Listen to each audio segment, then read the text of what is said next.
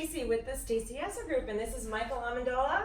Hi, Stacy. Hi. Thanks for having me back. No, my pleasure. So we're on part 3 of our All Things Home Inspection, and today we're going to focus on your very unique way of looking at a house when you're doing a home inspection. So tell us about that, please. So, my unique way. I take the approach, I look at a house as a living being. It's set up the same way a person's body. If you take that approach, you can figure out that it makes it easier to figure out the systems and explain them to my customer, the potential buyer, my client. A doctor of a body, and you're the doctor of the house. Sure. We look at it this way. The outside, your siding's the skin of the house, your HVAC systems, your respiratory system, your nervous systems, the electrical system. And if you think of it in those terms, you can kind of relate function, cause, and effect, and it makes it easier to explain it to the client. That's pretty cool. So we basically have the outside is the skin, the inside is the respiratory. Correct. And then the nervous system is the electrical system? Correct, Okay. correct. So the plumbing system can be the circulatory system. So if you tie it in that way, it just helps to explain conditions and maintenance. So it's kind of like the house is a living, breathing thing. Absolutely. Look, Right. a house is new only after the last nail is put in. After that, it ages. Everything ages. Everything needs maintenance. Our bodies need maintenance. We don't stay perfect forever. All right, so I love the way you look at the house. I think that's pretty cool. And would you be okay kind of just spotlighting one part of what you do Sure. for the actual process of the home inspection? So maybe we can go and take a look at the electrical system, or probably you would look at the electrical panel. The How do we electrical start with panel. that? The electrical panel. So why don't we take a look at the electrical panel, and you'll show us what you do. Very good. All right, so Michael's unscrewing the electric panel. I am his assistant. So basically, we're gonna just take a look at what he does when he's inspecting an electrical panel. And I guess the first thing is you remove the cover. Yes. So I can be your assistant. Hold on, let me do that. one of the few things we open on a home inspection is the electrical service cover. We're not going to move a lot of furniture or cut holes in the sheetrock or whatnot, but it's important that we see the inside of the electrical panel. This is the heart of your electrical system. So why is it important for you to see what's going on here? What specifically are you looking for, and what would be a red flag that something's not right? Sure. So there's a number of issues. First of all, we're required to give a description of the amount of power coming into the house, which is your amperage. So we look at your main breaker, which in your house it's located outside by the meter panel. But we would document the size of the panel coming in, whether it's 100 amps or 200 amps. The type of wire that's used to service the panel, whether it be aluminum or copper. Is there one better than the other? I mean, is copper better than No, aluminum? well, copper's good. Copper's more expensive, but aluminum's acceptable for your service cable. So these are copper. So these are your individual branch circuits. Each one of these goes to a specific section of the house. And are they always labeled that way? Okay, well in this case here, you had a very good installer who labeled each circuit inside the panel when he was wiring the house up, so he knew which breaker it was going to. So we happen to be in my laundry room, just so everybody understands what we're doing here. And this is a secondary panel. So is it typical for a home to have more than one panel, one maybe in the basement and one on a second floor? On a lot of newer construction now we see this, or homes that have been modified, because if most of the work was performed on the second floor, they could bring their circuits right to the panel here. So if you trip a breaker, you're right on the same floor as the service panel, whereas otherwise they'd have to run the circuits all the way down to the basement, more costly, more difficult. But breaks the house down better. But on the inspection, we're also describing the branch wiring, whether they use copper. Some houses built in the 60s and early 70s or modified in those years use aluminum wiring, which is not acceptable. There's modifications that have to be made for safety, which we would put in the inspection report. So there's also, are you able to see when you open up an electrical panel if they're still using knob and tube? In some cases, yes, but that's more specific to looking at wiring in accessible areas of the house, such as the basement ceiling or the attic, or in little scuttle areas there. So just quickly, so knob and tube is, you want to just explain what that is? Knob and tube is wiring basically used pre-World War II. It's basically an ungrounded system of wiring, whereas your new wiring, as you see, you pointed out to this copper wire, is a third wire in your circuit. It's a ground wire. Got it. It's for overcurrent protection to eliminate excessive surge from going into the body. It will go outside to a ground. Right. Whereas knobbed tube doesn't have that ground wire, so you can get more prone to shock, electrocution, and basically the wiring. If you do have knobbed tube wiring, it's basically at this point most likely 80 years at minimum to 100 years old. So anybody with previous knob and tube wiring should have it upgraded, and a lot of insurance companies and carriers now, once the house is transferred over, may require it to be upgraded. I'm bringing it up because we do see it. And we actually also see it when a homeowner actually thinks that they've completely disengaged it or disabled it. Right. It turns out that they're still live. So that happens a lot. So that'll be something to check. A big misnomer is I have a new electrical panel, so my wiring's been upgraded. Not the case. You have a new panel. It's just the panel that's been changed, but the wiring, which is up in the walls and ceilings, may be original. That's a whole nother conversation. Yes. So what's a red flag, for instance, when you open up now, in an older home or in a new home, and you see new home, older home, generally looking for is miswiring of the panel, and by that I mean, here you have individual wire going to an individual breaker. If somebody did their own electric or had potentially handyman adding a bathroom circuit or a spouse thinking that they were very, very specialized in this to do it. When they might say, hey, we need some power, we can just put another wire, I need the screw here for that. Well, what happens now is you're defeating the purpose of the breaker. The breaker is designed to handle a certain amount of amperage, just like the wire size you have here. So we're looking for signs of miswiring, meaning a non-professional did the wiring, which can cause a fire or a shock hazard. Okay. We're looking for damage, scorching. If we see scorching in the panel in certain areas, it might indicate an overload. The circuit was wired improperly. So we've actually come across situations where there's evidence of rust inside of an electric panel. So tell us, what does that mean? So rust is generally an indicator that there's a problem with the service cable coming into the electrical panel. The service cable coming in, okay. Which is on the outside of the house. Okay. Water could get in through that cable because the cable acts like a conduit and it ties into your electrical panel. Now, if there's a problem or defect with that cable outside, it could introduce water to the panel. So that's typically where you would only see rust if there had been water introduced. Correct. Obviously. That's yes. Yes. Okay.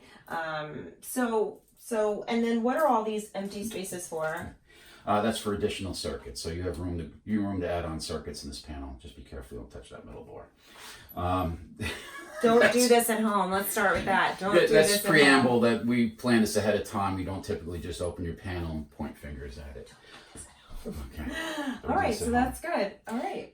So we're on the roof, Mike. What's going on? You're a brave soul, Stacy. All right, I'm just following in your footsteps. So we normally don't have the client follow us up here, but just for the sake of the video. Okay. All right. I appreciate that. And actually, I think you just told me not all inspectors will go on the roof physically. No, it's up to the inspector based on height, safety, and their personal comfort level going up here. Some inspectors now are using drones. So I would say that if you're a buyer and you're concerned and you want the roof checked out, you could hire a roof company to come out and give you an inspection on the roof, right? Absolutely. And there's occasion where, now I climb, but there's the odd situation that we can't get on the roof, then we'll bring in a third-party roofer to check it, or come back, arrange another time with the right ladder. So I think just to make mention of this, so when you're asking and talking with your inspector, interviewing, we covered that in the first part of the series. Mm-hmm. What one thing might be, how do you handle the roof? You can ask how they can. Yeah, that might be a good one to add. Yes, and then you get your comfort level from that, how the inspector does it. Now, certain inspectors might be very comfortable with binoculars, and certain might not be. Right. But I think from what you've said to me before is that if you want the roof checked, the drone is probably not the best way to do it. It's really more surface and it's not getting your hands in there. Well, there's conditions you can't use a drone. Now, if it's raining or if it's snow or frost or tempered, windy, there's conditions. So if you if there's reason to think that there's something wrong with the roof, or maybe it wasn't well maintained, and the inspector can kind of clarify that, then maybe you want to take another step and get Yes. the roof inspected. So, but here we are on the roof, Okay. Michael. So give us a quick idea of what you do when you're out here. So generally, first of all, we need to describe the materials used and how many layers. So what I find is when I'm climbing, I get a better sense of what type of shingles are used, whether it's slate or asphalt How do composition. you know how many layers? Because once there's a layer, so basically what you're saying is sometimes people actually put one layer of roof over the existing layer of roof, Correct. as opposed to removing it and doing it brand new. Correct. Why would somebody do that? Well, you're basically, it's acceptable to do 2 layers of asphalt shingles like this. Okay. Now, that's acceptable, but doesn't always mean that it's the right thing to do. Certain materials, certain manufacturers, certain materials, the warranty is affected by how many layers you have on there. The other reason for looking for layers is certain roof defects are inherent of too many layers of roof, or a newer roof like yours put over a roof that was left on too long and too deteriorated, which now it could affect the newer roof materials. So do you prefer to see the old roof taken off? Is that fair to say? Well, it's always better to start directly on the roof Okay. substrate. Yes. All right. So tell me, how do you know?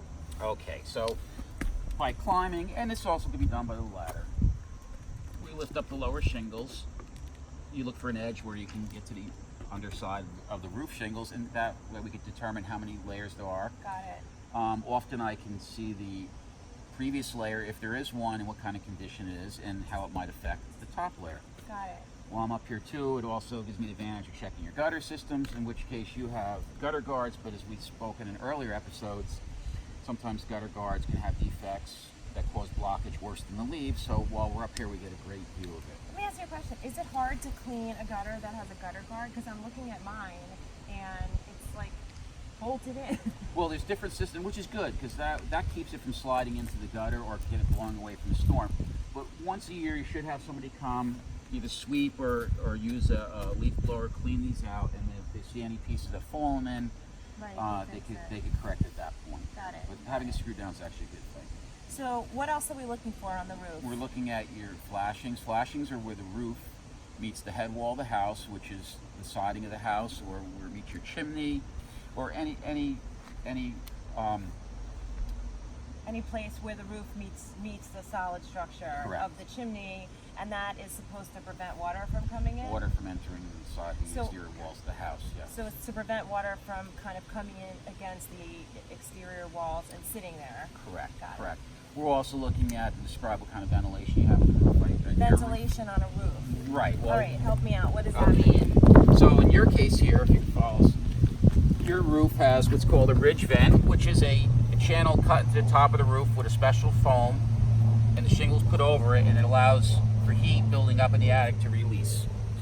You also have a roof vent here too. We're looking at the roof vent condition and the flashing, which this also has flashing around it, see if there's any missing shingles, if there's any separation or any spot where water can enter the attic. Something that comes up in all of our, it seems like it comes up in so many of our inspections, is that this might not be relevant, but we're on the roof, that the exhaust from the bathroom is not vented out. Correct. It honestly seems to come up in most of our inspections. So we're Sure. Tell me So about that. the trouble with that is a bathroom ventilation fan is used basically and primarily to eliminate the steam and condensate from the room after shower or hot tub. Right. So what you're doing with that fan is venting it, or you should be venting it to the exterior of the house. So what some of the inspectors, and you found this in a Yes. lot of our houses, is that it's vented into the attic. Okay, so now what you're doing is introducing warm, moist air into a cool attic in the wintertime or a steamy attic in the summer, and that condensate's going to stick to your insulation, it's going to stick to the roof sheathing, Right. and basically it'll promote mold and mildew growth. Right. Yes. Okay, so that's not good. No, not good. And it's also an indicator too, especially if it's a new bathroom. Well, typically when you're getting a new bathroom installed, the building inspector looks for that ventilation to be going outside, and Right. if it's going in the attic, there's a chance that the bathroom was done possibly subpar without permits or whatnot, it. which we're not code officials, but that helps us point you in a direction of, hey, there could be a bigger issue here. Right. So what Michael's doing right now is checking the chimney cap of my house, which I don't think most inspectors do. but he's doing me a favor since we're out here. And I am not going to climb up there because I am not him. What's going on, Mike? All right. We're looking here for corrosion, drainage issues. We're in the event there's water ponding up here, because water ponding will promote corrosion and also find its way into any openings around the flute pipe extension. And look at just general that it's secured properly. Yours has no rust, no ponding. All the flashings are sealed, but this is one of those things that out of sight, out of mind. Probably, if once a year you're getting your gutters cleaned or roof checked, have them check the top here if possible, just to see, look for corrosion or any separation. Who would do that? Who would do that for us?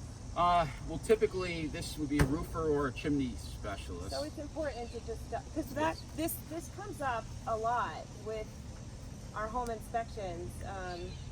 You know, but the flashing is not good, or there's corrosion, there's rust. You know, Right. Now, again, for informational purposes, typically a home inspector, we're not going to take apart your chimney or look down there, but it's one of those areas you won't know there's a problem till there's a problem. So even again, if it's once periodically to get right. inspected. So again, as far as like this live, you know, breathing thing, this house, this is part of it, and we should have regular maintenance done, especially if Right. you're going to put your home on the market. Have the top of your chimney checked so that you know what's there and you could address it. Correct, because you get weathering defects on the exterior part, but then there's use from exhaust and condensate from your heating system and fireplace, soot and creosote also, which will affect the inside. So it gets attacked from both ends. Got it. All right, Michael, you are now still on top of our roof. Michael Amendola from All Points Inspection. And tell me what you're doing by the window of the laundry room. So while we're on your roof, I get a perfect view of your dryer vent here, which is one of the items we do look for in inspection. We're looking for lint blockage and defects. If it's blocked, it could affect your dryer operation. If the cover's missing, you can get animals nesting in there and again cause blockage in your vent. So you've actually seen an animal nesting in the... Yes, we've seen bird nests. Sometimes people have their dryer vent close to the ground off the basement. We'll see mice entry into there. So it's important that you have some kind of guard on there. And it's not clogged with lint. Good. Or nesting material. And so is it necessary to clean the lint off of the roof? That should wash off with regular rain. It's not really corrosive material, but you should have your dryer vent checked once a year. Got it. If not more. I want to say thank you. Thank you, Mike, for being here. It's a pleasure, Stacy. Thanks for having me. So Michael is the founder owner of All Points Inspection, and Michael Amendola has given us, I think, at least 3 videos on all things home inspections, and we really appreciate it. And all your contact information is on the site if anybody wants to reach out to you. And hopefully we'll have some follow-up questions, so we'll take any questions. You could always reach us at info@stacyesser.com, and you could reach Mike at 201-251-3696. So thanks again for being here. Thank you. It was a pleasure, Stacy. Thank you.